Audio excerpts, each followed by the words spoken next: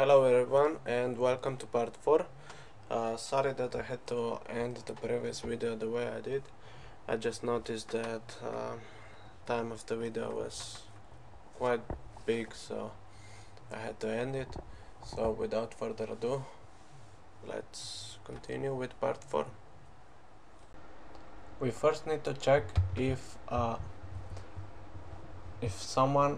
player 1 or player 2 placed his object on one of these 9 slots. So how can we check this? Basically, you already have bool here.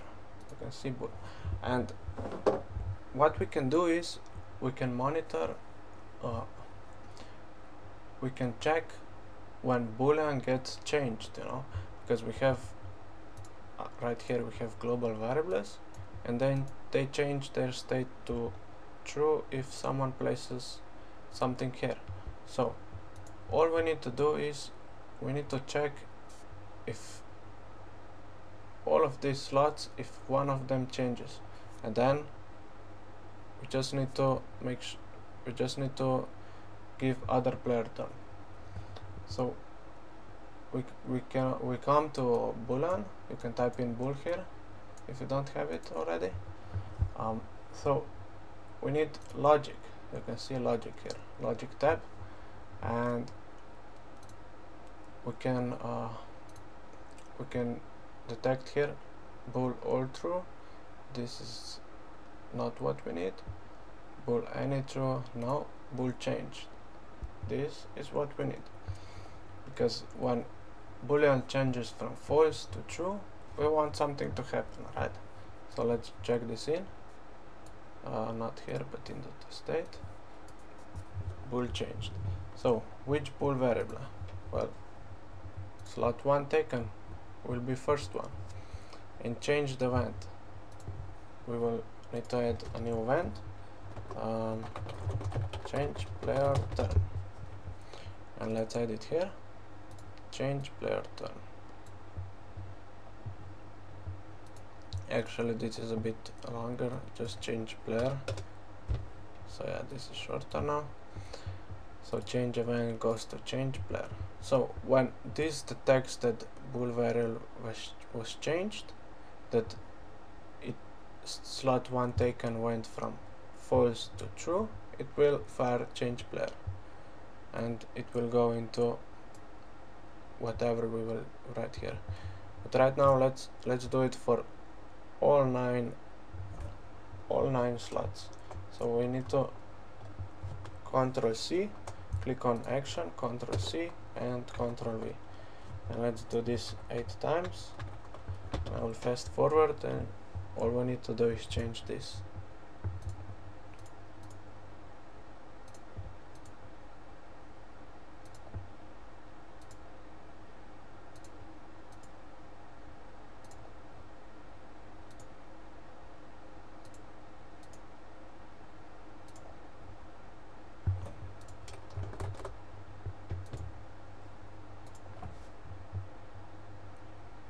Now we have all of this wired up, all of the 9 slots. So let's make a new state and wire this one up here. And now what we need to do is,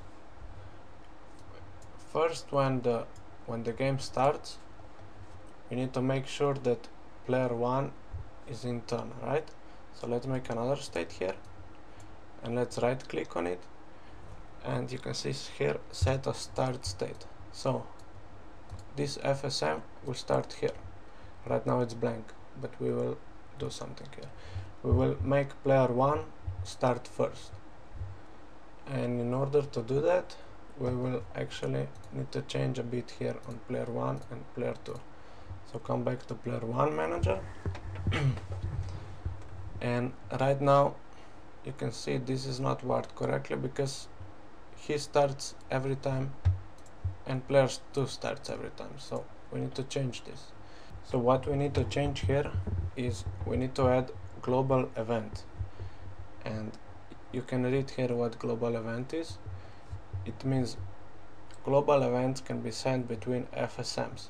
So game manager can tell player 1 that that it's his turn, and then when he places it, game manager can tell player 2 that it's his turn. So let's go to player 1 manager, and let's add new event. Let's add in player 1 turn and click enter.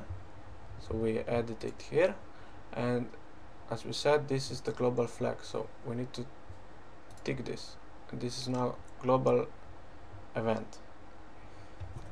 This can be accessed from other FSMs. So what we need to do is right click here, and we actually want to do the same as before. We want to make this a start state, and let's rename it to idle state.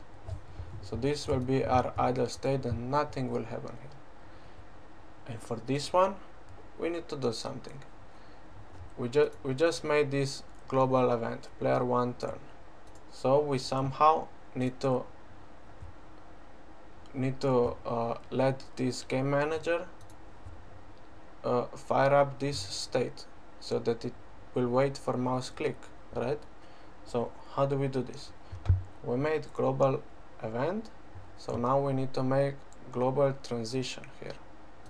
So right click on waiting for mouse click, and you can see here we have normal transitions, the way we did them all the time now, and we have global transitions, and you will see the difference. Go into global transitions and click on player 1 turn, and you can see it came up here. These are global transitions, and because this is global event, it can be triggered from elsewhere. So this is wired up. So let's go back to game manager, and how can we trigger this? How can we trigger player 1 turn event? We can trigger it just one way, with send event. So type in send event, and you can you have it here. Drag it in to state 3 and close this one, and you can see event target.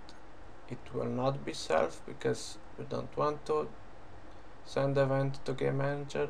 We want to send event to player 1 manager. So let's click on game object and specify game object and drag in player 1 manager, and send event we have player 1 turn, and you can see we only have this one here because, like we said, only this one is marked as a global. We'll go back, and this now should work. When the game starts, player 1 will be able to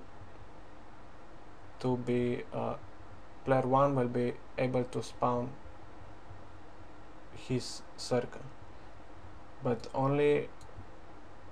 player 2 can still spawn his because we didn't make any changes here. We only make changes to player 1.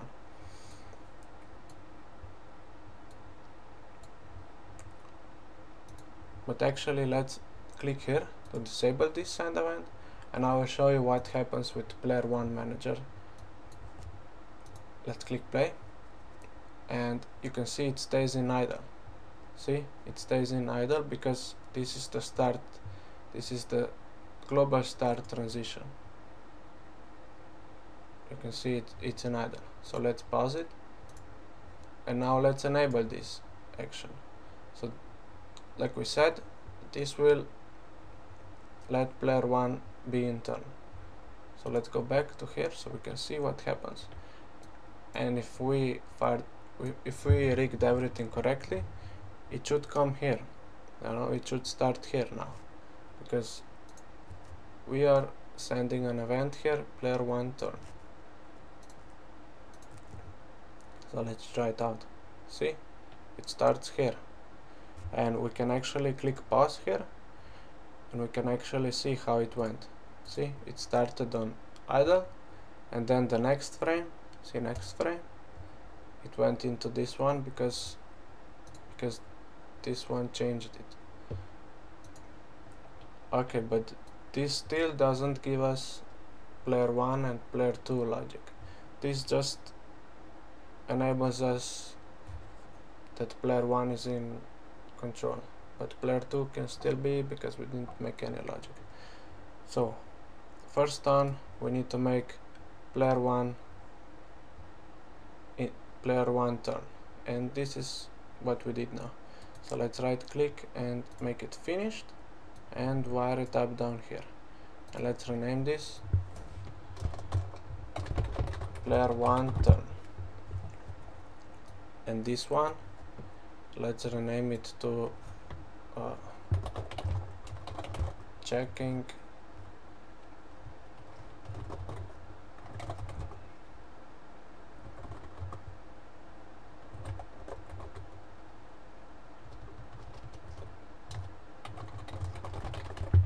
for boolean changes. Let's make it like that. It's a bit big, but okay.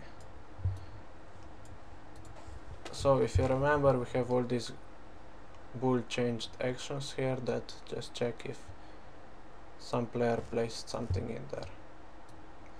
So what we need to do is, we know that player 1 is always the first one in turn, right? So what we need to do is we need to make player 2 in turn next, right? So what we need to do is we need to go back to player 2 manager and do the same as here. So go to events, player 2 turn, and make it global event, and then we need to make a new state here and say idle and set it at start state, and then we need to right click here, add global transition player 2 turn, and then we go back to our game manager, and now we can copy this one, go to player 1 turn, and we can copy it, go to state 2, click here inside, not twice, just once, and Ctrl V to paste it. And now we need to change it a bit. We need to drag player 2 manager here because we will send it to player 2, and we need to send this to player 2 turn. So let's try it now. Let's try it out. This should work now.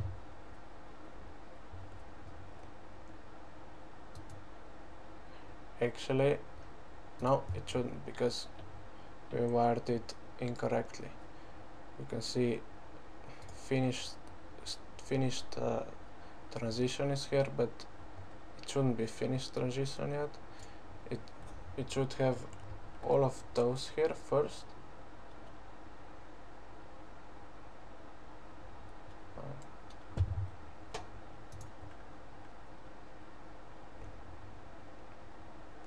So player 1 is in turn now. Let's try it out if it works. Yeah, circle. This is good progress. So now player 2 should be in turn. And again circle. So we can see something is still wrong. We can actually go to player 1 turn and we can pause it. But I already know what's wrong, because once player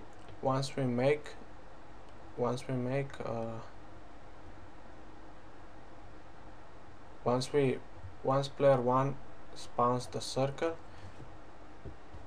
we need to disable this. We need to go back to idle state, right?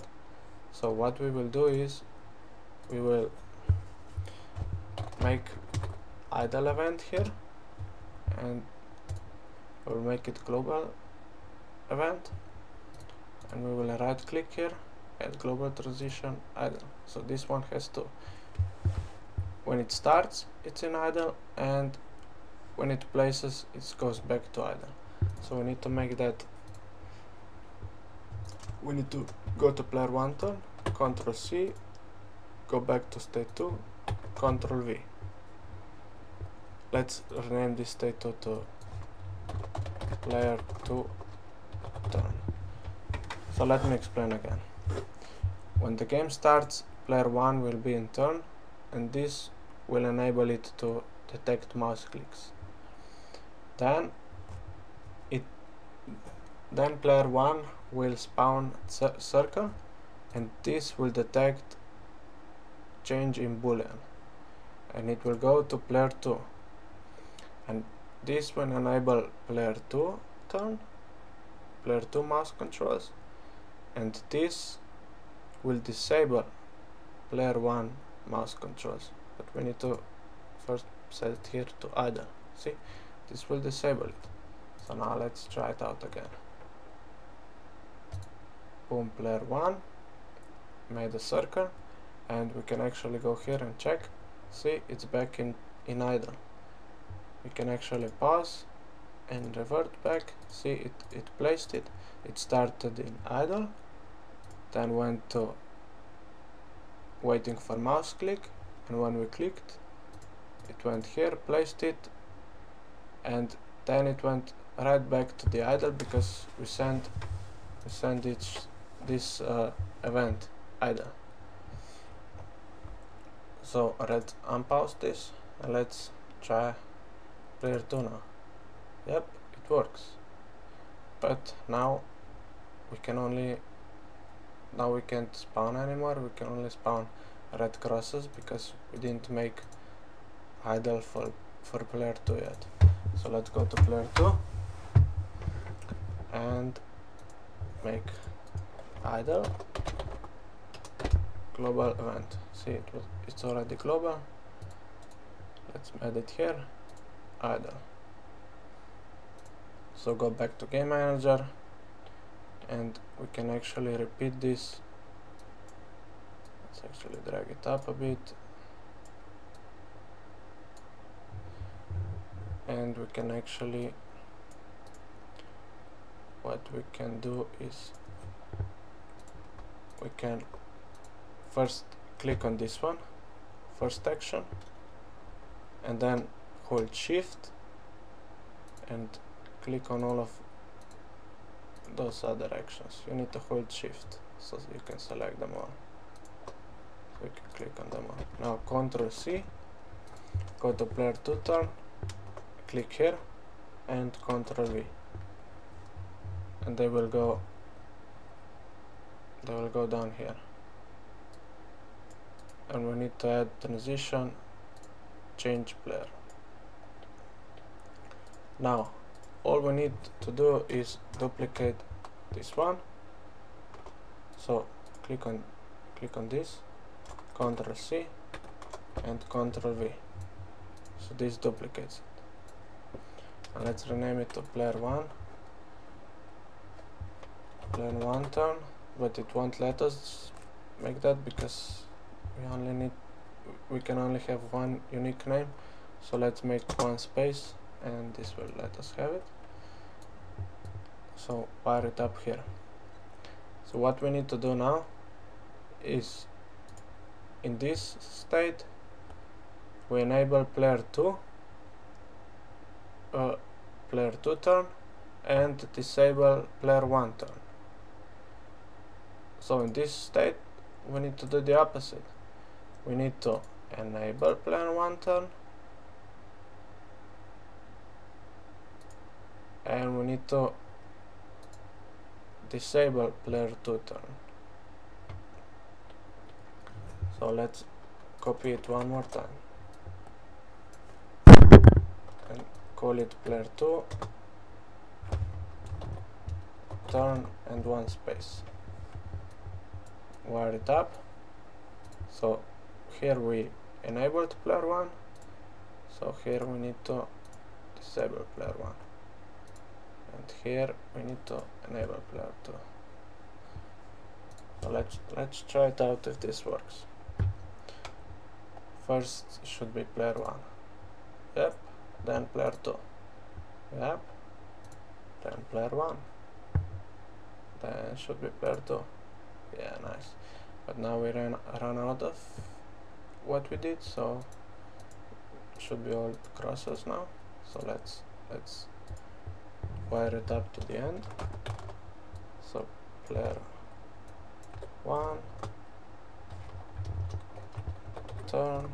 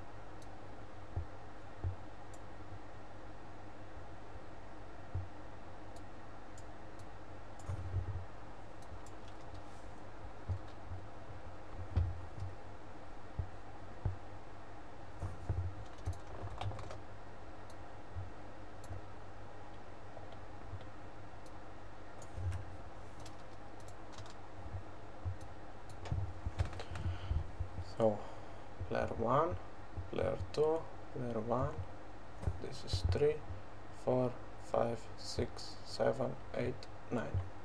This should be it. Let's try it out.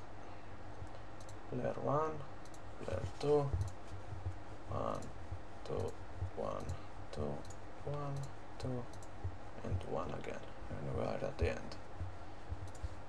So let's click here, right click